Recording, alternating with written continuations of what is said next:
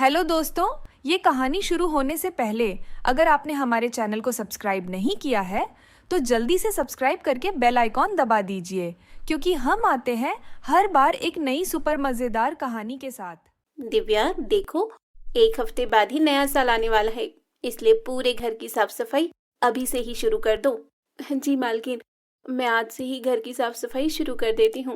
दिव्या ऐसा कहकर घर की साफ सफाई करने में लग जाती है, तो वहीं पायल अपने पति के कमरे में जाती है और अपने पति से कहती है, नया साल आने वाला है और हमें अपने मेहमानों को भी बुलाना है। आप मेरी थोड़ी सी मदद करवा दीजिए। बस मेहमानों की लिस्ट तैयार कर मुझे दे दीजिए। पायल, तुम्हें पता है ना मैं कितना बिजी हूँ। मेरी एक मीटिंग है, बहुत जरूरी। मैं वहां जा रहा हूँ। देखो, मैं तुम्हारी हेल्प नहीं कर सकता, सॉरी। अनुराग ऐसा कहकर अपनी मीटिंग के लिए निकल जाता है, जिसके बाद वो अपनी सास के पास जाती है। माँ जी, मैं बहुत थक गई हूँ। मुझे कितने सारे काम होते हैं, ये देखना वो देखना, ऊपर से गेस्ट की लिस्ट भी मुझे ही तैयार करनी है। परेशान क्यों हो रही हो बहू? मैं हूं ना, मैं तेरी मदद करवा देती हूँ मेहमानों की लिस्ट बनाने में।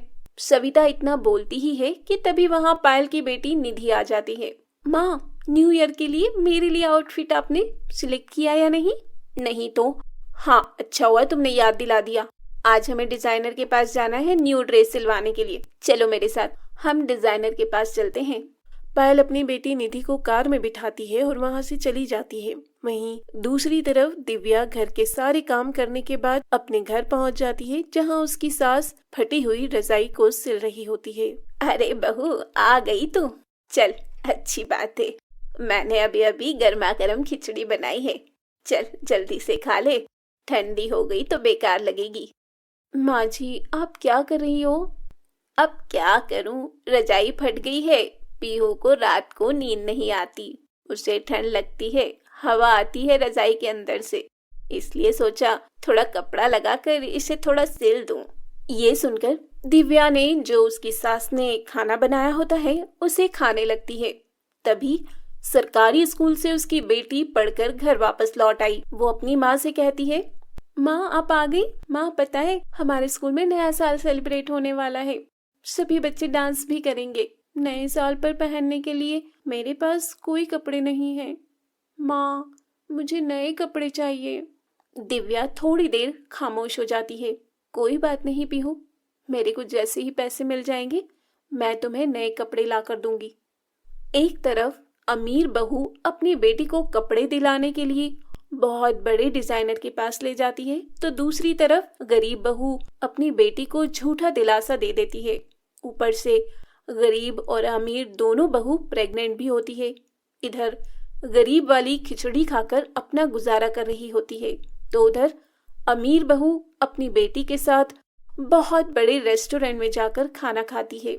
बताओ मेरी प्यारी सी गुड़िया, क्या खाना है तुम्हें? माँ, आज ऐसी डिश ऑर्डर करो जो हमने पहले कभी ना खाई हो। निधि के कहने पर पायल उसके लिए बहुत अच्छी डिश ऑर्डर करती है, जिसका प्राइस ही 3,000 होता है। दोनों माँ बेटी इतना महंगा खाना खाकर वापस घर लौट आती है। जब अगला दिन शुरू होता है तो गरीब बहू दिव्या ठंड में सुबह अपने घर के आंगन में कोहरे के अंदर झाड़ू लगा रही होती है। ओहो, कितनी ठंड हो रही है, इतनी ओस की वजह से तो मेरी कपकपी भी छूट गई। दिव्या ठंडी ठंडी हवा में ठंड से कांप रही होती है, तो वहीं पायल मखमली बिस्तर से निकलने का नाम ही नहीं लेती है। अभी तक ये दिव्या की बच्ची आई नहीं, पता नहीं कब आएगी। बिस्तर से निकलने का मन ही नहीं कर रहा। दिव्या अपने घर का सारा काम निपटा कर अपनी मालकिन के घर काम करने पहुंच जाती है, जहां वो सबसे पहले घर के सभी सदस्यों के लिए नाश्ता बनाती है। नाश्ता करवाने में बहुत देर हो गई, ऊपर से आज मैडम को न्यू ईयर के सामान की भी शॉपिंग करने के लिए जाना है। दिव्या नाश्ते की प्लेट लेकर पायल के कमरे में जाती है। ओ माय गॉड, निकल गया सूरज। अरे इतनी देर बाद तुम नाश्ता लेकर आई हो, कहाँ थी? इतनी लेट कैसे हो गई? मैडम, दरअसल बात यह है कि मैं अपनी बेटी को स्कूल के लिए तैयार कर रही थी। हाँ हाँ, चलो बातें मत बनाओ, नया साल आने में 2-3 दिन ही रह गए हैं, जल्दी जल्दी काम निपटाओ। नया साल आने की वजह से बेचारी दिव्या को सुबह से शाम तक बहुत काम करने पड़ते हैं। वहीं दूसरी तरफ नए साल की पार्टी के लिए उसे पूरे घर को अपनी मालकिन के हिसाब से सजाना भी पड़ता है। सुबह से माला लगा लगा कर तो मेरी कमर ही दुख गई। पता नहीं क्या क्या चोचले होते हैं अमीरों के नए साल की पार्टी को मनाने के। दिव्या जैसे तैसे करके अपनी बेटी और अपने परिवार को चलाने के लिए बहुत मेहनत करती है, तो वहीं पायल अमीर होने की वजह से उससे नौकरों की तरह काम करवाती है। ऊपर से गर्भवती होने की वजह से दिव्या के पेट में भी दर्द शुरू होने लगता है। पहले कमर में दर्द और अब ये पेट दर्द। काम कैसे करूंगी? अरे यहाँ खड़ी क्यों हो तुम?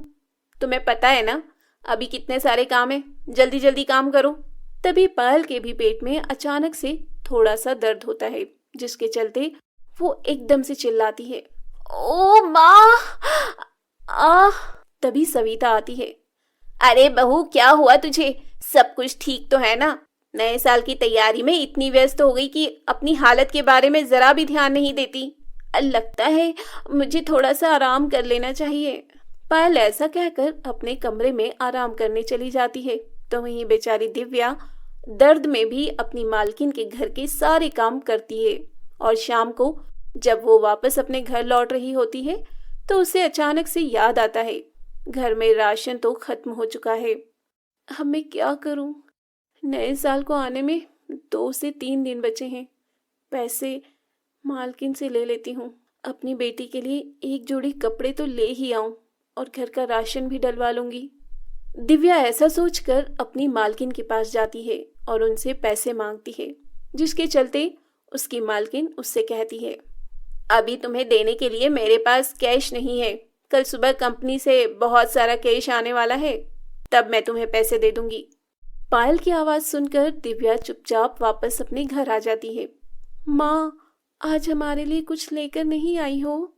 दिव्या, क्या हुआ? तुम राशन भी नहीं लाई?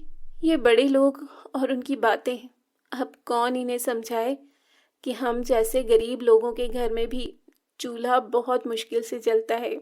दिव्या ऐसा कहने के बाद चुपचाप घर के कामों में लग जाती है। उस रात गरीब बहू के ससुराल वाले भूखे पेट ही सोते हैं और वहीं बेचारी दिव्या को भी भूखा ही सोना पड़ता है। ऐसे ही 2-3 दिन बीत जाते हैं और नया साल आ जाता है। सुबह दिव्या के काम पर जाने से पहले उसकी बेटी उससे कहती है, आज नया साल है, आप गाजर का हलवा और अलग अलग पकवान बनाओगी ना? मेरे सभी दोस्तों के घर पर तो उनकी माँ बहुत स्वादिष्ट पकवान बनाती है हर नए साल को। इस बार आप भी बनाओगी ना? पीहू की बात सुनकर दिव्या चुप हो जाती है। उसे कुछ समझ नहीं आता। इसके बाद वो चुपचाप अपनी मालकिन के घर काम करने पहुंच जाती है, जहां उसकी मालकिन के बहुत सारे गेस्ट उसके घर पर आए हुए होते हैं। दिव्या एक एक करके सभी को नमस्ते करती है, जूस देती है और उनके बताए हुए काम भी करती है। इधर अमीर बहू अपने परिवार और अमीर दोस्तों के साथ मिलकर नए साल को सेलिब्रेट कर रही होती है, तो दिव्या की नज़र घड़ी की सुई पर होती है। जैसे ही शाम की 6 बजेंगे मैं घर के लिए निकल जाऊंगी। देखते ही देखते न्यू ईयर की पार्टी बहुत अच्छे से सेलिब्रेट होती है और सभी 4 बजे तक अपने घर के लिए निकल जाते हैं। उनके जाने के बाद दिव्या को बहुत मेहनत से साफ सफाई करनी पड़ती है। तभी अमीर घर में बहुत सारा खाना बच जाता है। इतना सारा खाना बच गया है, इसका क्या होगा? इसका अब होना ही क्या है? इसे फेंकवा दो माँ जी। जाओ दिव्या, ये सारा खाना कूड़े कचरे में डालाओ। ये सारा खाना बचा हुआ ऐसे तो खराब हो जाएगा। अगर मैं इसे फेंक दूंगी तो क्यों ना मैं इसे अपने घर ही ले जाऊं। वैसे भी पीहू ऐसा खाना खाकर बहुत खुश होगी। दिव्या सारा खाना फेंकने की जगह समेट कर अपने घर ले जाती है।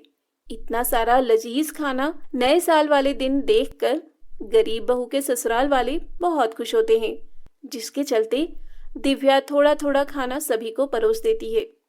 कितना अच्छा नसीब है हमारा बहू, तेरी वजह से आज हमें नए साल पर इतना अच्छा और स्वादिष्ट खाना खाने को मिल रहा है। हमारा ये नया साल बहुत अच्छा जाएगा। नए साल वाले दिन गरीब बहू इस प्रकार अपने परिवार के साथ खुशी से नए साल को मनाती है, तो वहीं अमीरों को इतना सारा बर्बाद करने के बाद भी कोई पछतावा नहीं होता, क्योंकि उनके लिए ये आम बात थी। ओम जय जगदीश हरे, स्वामी जय जगदीश हरे। भक्त जनों के संकट, दास जनों के संकट क्षण में दूर करे। ओम जय जगदीश हरे। उफ, ये कौन है? सुबह सुबह नींद खराब कर रहा है। लगता है अब मुझे जाना ही पड़ेगा। अरे देखो इन दोनों को, फिर सुबह सुबह शुरू हो गए। चैन से सोने ही नहीं देते। चलो आज जाकर इनका भजन हमेशा हमेशा के लिए बंद करवा देते हैं। अरे आप दोनों सुबह सुबह, लगता है आज आप दोनों जल्दी उठ गई। यह तो बहुत अच्छी बात है। यह लीजिए प्रसाद। अपना प्रसाद अपने पास रखो। और हम उठे नहीं हैं, तुम्हारी वजह से हमें उठना पड़ा है। कितनी बार कहा है कि अपना भजन कहीं और जाकर गाया करो, यहाँ नहीं। तुम्हारे इस भजन के चक्कर में रोज हमारी नींद खराब होती है।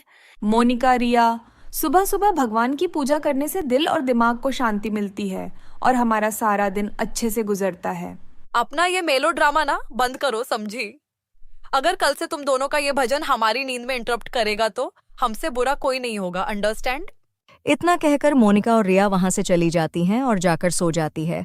लता अपनी 3 बहुओं राधा, रिया और मोनिका के साथ रहती थीं, जहां राधा काफी संस्कारी होती हैं, वहीं मोनिका और रिया बहुत मॉडर्न होती हैं, जिसके चलते वह पूजा पाठ में बिल्कुल भी विश्वास नहीं रखती हैं। क्या हुआ माँ जी, आपने हम सबको यहाँ इकट्ठा क्यों किया है? हमें किटी पार्टी में जाना था, हम लेट हो रहे हैं। एक दिन तुम दोनों किटी पार्टी में नहीं जाओगी तो कौन सा पहाड़ टूट जाएगा। मैंने तुम तीनों को यहाँ इसलिए बुलाया है क्योंकि अगले हफ्ते छठ पूजा है और इस बार तुम तीनों को यह छठ पूजा का व्रत रखना है। क्या छठ पूजा? माँ जी, मैंने छठ पूजा के बारे में काफी सुना है। हमारे गांव में भी सभी औरतें अपने परिवार की सुख शांति और संतान प्राप्ति के लिए छठ मैया का व्रत रखती थीं। इसीलिए मैं चाहती हूँ कि मेरी तीनों बहुएं भी इस बार छठ मैया का व्रत रखें। सॉरी माँ जी, लेकिन आपकी यह ख्वाहिश हम पूरी नहीं कर सकते, क्योंकि हम दोनों तो यह व्रत नहीं रखेंगे। हम ऐसी बकवास चीजों में जरा भी नहीं मानते और ना ही ऐसी चीजों के लिए हमारे पास टाइम है। रिया, मोनिका, तुम दोनों के कहने से कुछ बदल नहीं जाएगा। हमारे घर की सभी बहुएं यह व्रत रखती हैं तो तुम दोनों को भी यह व्रत रखना होगा और इस घर के सारे फैसले मैं लेती हूँ तो मेरा यह फैसला तुम दोनों को मानना ही होगा। लेकिन माँ जी, लता रिया और मोनिका की एक नहीं सुनती, जिसके चलते रिया मोनिका को व्रत रखना पड़ता है। ऐसे ही दिन गुजरते और छठ पूजा आ जाती है। आज से आने वाले 4 दिनों के अंदर छठ पूजा का त्योहार है। मैंने तुम तीनों को जो भी चीज बताई है उनका खास ध्यान रखना, कोई गलती नहीं होनी चाहिए। इतना कहकर लता वहां से चली जाती है। लता के जाते ही मुझे तो बहुत भूख लग रही है। जल्दी से बाहर से ऑर्डर करके पिज्जा, बर्गर, फ्रेंच फ्राइज और कोल्ड ड्रिंक मंगा लो। अरे, ये आप दोनों क्या कर रही है? छठ पूजा के त्योहार के इन तीनों दिनों प्याज और लहसुन का सेवन नहीं करना चाहिए। चुप करो तुम, बड़ी आई हमें बताने वाली। रिया मोनिका राधा की एक नहीं सुनती और प्याज लहसुन का खाना मंगवाकर खाने लगती है। मुझे तो काफी नींद आ रही है, चलो सोने चलते हैं। रिया, मोनिका, छठ पूजा के व्रत में बिस्तर पर नहीं सोना चाहिए। जो यह व्रत रखते हैं उन्हें जमीन पर ही सोना पड़ता है। क्या? जमीन पर? तुम पागल तो नहीं हो गई हो? हम जमीन पर सोकर अपनी कमर क्यों दर्द करें? पूजा का व्रत रखने की यही प्रक्रिया होती है। अगर हम किसी प्रक्रिया को तोड़ते हैं तो छठ मैया हमसे नाराज हो जाएंगी। होती है तो होने दो, वैसे भी हम इन चीजों में जरा भी विश्वास नहीं रखते। चलो अब तुम यहाँ से दफा हो जाओ और हमें सोने दो। राधा के समझाने पर भी रिया और मोनिका अपने अपने बेड पर ही सोती हैं। ऐसे ही 2-3 दिन गुजर जाते हैं और तीसरे दिन मैंने तो अपना प्रसाद बना लिया है, लेकिन मोनिका, रिया कहीं दिखाई नहीं दे रही है। ना जाने इन दोनों ने अपना प्रसाद बनाया भी है या नहीं। चलो चल के देखते हैं। अरे जल्दी जल्दी हाथ चलाओ, कैसे हलवाई हो? तुम लोगों के हाथों में जान नहीं है क्या, जो इतना धीरे धीरे प्रसाद बना रहे हो? मोनिका, रिया, ये तुम दोनों क्या कर रही हो? तुम्हें दिखाई नहीं दे रहा क्या? हम प्रसाद बनवा रहे हैं। लेकिन ये प्रसाद तुम लोग बनवा क्यों रहे हो? ये प्रसाद वही बनाता है जो छठ मैया का व्रत रखता है, और व्रत तुम दोनों ने रखा है, ना कि इन हलवाइयाँ ने। तुम क्या चाहते हो? हम इतनी गर्मी में खड़े होकर अपना पसीना बहाकर प्रसाद बनाएं? यह हमसे ना हो पाएगा। रिया, मोनिका, अपनी गलतियों को देखो। तुम दोनों इस व्रत में बहुत सारी गलतियां कर रही हो, वो भी जानबूझकर। अगर तुम दोनों ऐसी ही गलतियां करोगी तो तुम्हारा व्रत रखने का क्या फायदा? तुम्हारे ज्ञान की ना हमें कोई जरूरत नहीं है। तुम अपने तरीके से अपना छठ पूजा का व्रत रखो और हम अपने तरीके से छठ पूजा का व्रत रखेंगे। राधा मोनिका रिया के सामने हार मान चुकी थी, इसलिए अब वह उन्हें कुछ नहीं कहती। चौथे दिन लता अपनी तीनों बहुओं के साथ नदी किनारे जाती है, जहां लता और उसकी दोनों संस्कारी बहुएं और सारी औरतें साड़ी पहनकर नदी में खड़ी होती हैं। वहीं रिया और मोनिका शॉर्ट ड्रेस पहनकर पानी के अंदर जाती हैं।